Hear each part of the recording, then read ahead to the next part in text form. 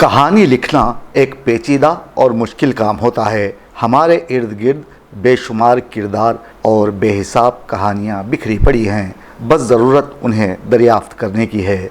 वैसे पिछले 10 सालों से हम खुद को संभालते संभालते अपनी सांसों पर कायम हैं और ख़ुद ही एक कहानी बन गए हैं। अलमिया तो ये है कि हमारी हुकूमत भूख से बिलबिलाते लोगों, मणिपुर में ज़िंदा झुलस जाने वाले अफराद को देखने के बाद भी ये कहती है कि सब कुछ ठीक ठाक है। गरीब अफराद अपने लख्ते जिगर को फ़रोख्त करने पर मजबूर हैं और हुकूमत महंगाई पर काबू करने के बजाय देश भर में खुसूसी तौर पर तेलंगाना में नफ़रत की सियासत कर रही है।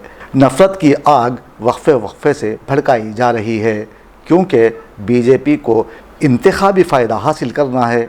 नफ़रत की ये आग होली के त्यौहार से शुरू हुई। ये आग मौसम गर्मा की तपिश से कहीं ज़्यादा झुलसा देने वाली है। ऐसी कई कहानियाँ पिछले 10 सालों में हमारे सामने आईं जिसे हमने फरामोश कर दिया।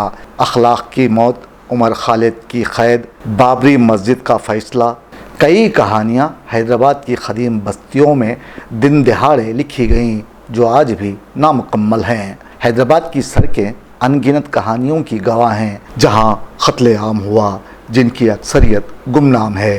तकदीर के खरतास पर एक कहानी साबिक़ अवामी रहनुमा आज़म खान के नाम लिख दी गई जो इस वक्त जेल में हैं, लेकिन इस बेहिस माशरे और बेरहम अरबाब इक़्तिदार को कोई फ़र्क नहीं पड़ा। इंतखाबी मौसम में भी कई कहानियाँ खुद ब खुद जन्म लेती हैं। इन दिनों इंसानों के साथ रहने वाला परिंदा कौवा भी कहीं नज़र नहीं आ रहा है। हैदराबाद की मसरूफ़ तरीन सड़कें दोपहर के वक्त सुनसान दिखाई देने लगी हैं। सूरज इन दिनों अपनी आबोताब से चमक रहा है। इसकी ज़मीन पर रास्त पड़ने वाली शुआएं इंसान बर्दाश्त करने के काबिल नहीं। कव्वे से याद आया, कव्वे बड़े चालाक होते हैं। वो धूप के वक्त मकानों के आंगन में आने से कतराते हैं। पहले के बने हुए मकानों में आंगन के अलावा मुंडेर भी हुआ करती थी।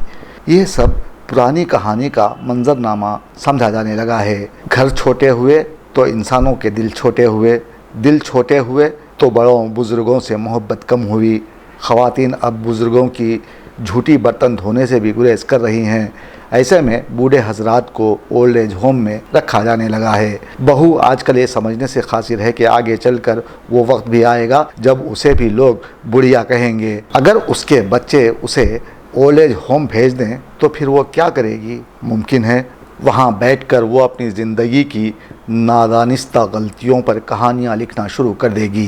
कव्वे बड़े चालाक होते हैं। मौसम गर्मा में वो नीम के दरख्त या फिर जहाँ का मौसम ठंडा हो वहाँ जाकर आराम फरमाते हैं और अपने बच्चों से कहते हैं कि देखो ये 2 पैर वाले इंसान बड़े ख़तरनाक होते हैं, इनसे होशियार रहना। जैसे ही ये हमें मारने के लिए ज़मीन पर पड़े, ढेले उठाने के लिए झुकें तो तुम फ़ौरन उड़ जाना। नई नस्ल के बच्चे भले वो कव्वे के ही क्यों ना हों होशियार होते हैं और वो पूछ भी लेते हैं कि अगर 2 पैर वाला इंसान ढेला अपने घर से लेकर आ जाए तो। ये सवाल सुनकर कव्वे समझ जाते हैं कि अब उनके बच्चों को मज़ीद तालीम की ज़रूरत नहीं। ताहम हम बात कर रहे थे मौसम गर्मा की। मरकज़ी महकमा मौसमियात ने वार्निंग जारी करते हुए कहा है कि अगले 3 दिन तेलंगाना की अवाम के लिए पसीने निकालने के लिए काफ़ी होंगे।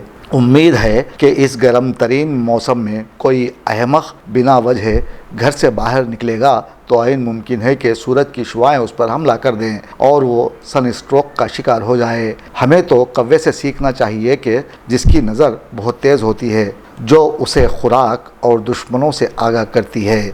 आसमान में उड़ने वाले परिंदों में कौवा सबसे ज़्यादा अक्लमंद होता है। हमारे दोस्त मिर्ज़ा जी कहते हैं कि चालाक कौवा हमेशा गिलाज़त खाता है। अब वो क्या खाता है इसका इल्म हमें नहीं। ताहम हमारे कुछ लीडर ऐसे भी हैं जो ख़ुद को बड़े चालाक और चतुर समझते हैं। अगर यकीन ना आए तो मोदी और अमित शाह को ही देख लीजिए। अब कौवा रियासत तेलंगाना की फ़ज़ाओं में दिखाई नहीं दे रहा है क्योंकि इस छोटे से परिंदे में इतनी सकत नहीं कि वो शदीद गर्मी को बर्दाश्त कर पाए। महकमा मौसमियात ने कहा है कि 27 से 29 मार्च तेलंगाना की अवाम के लिए सबर आज़मा रहेंगे। इसलिए रियासत के मुख्तलिफ़ अजलाह के लिए ऑरेंज अलर्ट जारी कर दिया गया है।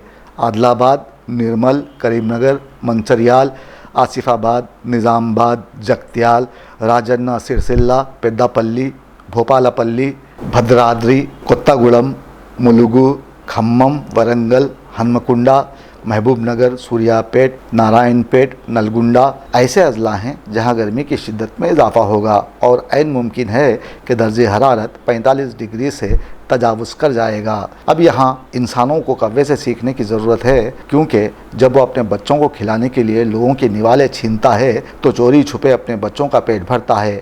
اس ماہ مبارک میں قابل استطاعت افراد بند مٹھی غریبوں کی امداد میں لگے ہیں، تو کچھ ایسے بھی ہیں جو اس گرم ترین موسم میں چاول یا پھر کہہ لیجئے رمضان کٹ لوگوں کے حوالے کرتے ہوئے فوٹو کھنچوا کر انہیں سوشل میڈیا پر پوسٹ کر رہے ہیں۔ یہ امداد نہیں بلکہ رمضان کٹ کسی کی شرمندگی کا باعث بن رہی ہے اور دینے والا چندہ اکٹھا کر کے اپنی توند بڑھا رہا ہے۔ سب کچھ حصول غرض کے لیے کیا جا رہا ہے، جس سے بچنے کی ضرورت ہے۔ یوں تو ریاست تلنگانہ میں سورج اپنے تیور دکھا رہا ہے، لیکن پچھلے 10 سالوں سے مرکزی حکومت عوام کے منہ سے نوالا چھیننے میں مصروف ہے۔ ہر طرف ایک نا امیدی، غیر یقینی صورتحال کو بڑھاوا دینے میں مودی نے کوئی کسر باقی نہیں رکھی اور آج بھی سارے دیش میں ہندو مسلمان کا کھیل جاری و ساری ہے۔ دانشور کہنے لگے ہیں کہ اب تو اچھائی صرف کتابوں کے صفوں میں کہیں گم ہو کر رہ گئی ہے۔ آج سوشل میڈیا کو ہینڈل کرنے والے بی جے پی کے چمچے جو صرف چند سو روپوں کے لیے دیش بھر میں ہندو مسلمان کا کھیل شروع کر چکے ہیں، انہیں کیفر کردار تک نہیں پہنچایا جا سکتا۔ یہ ایک ایسا سوال ہے جو شہریوں کے ذہنوں سے جڑ چکا ہے اور وہ آنے والے انتخابات میں زعفرانی پارٹی کا صفایا کرنے کی فراق میں ہیں، تاکہ دیش میں امن و امان، بھائی چارگی، گنگا جمنی تہذیب کا فروغ ہو۔ اگر ایسا نہ ہو سکا تو پھر ایک نئی کہانی ہمارے سامنے ہوگی جس کا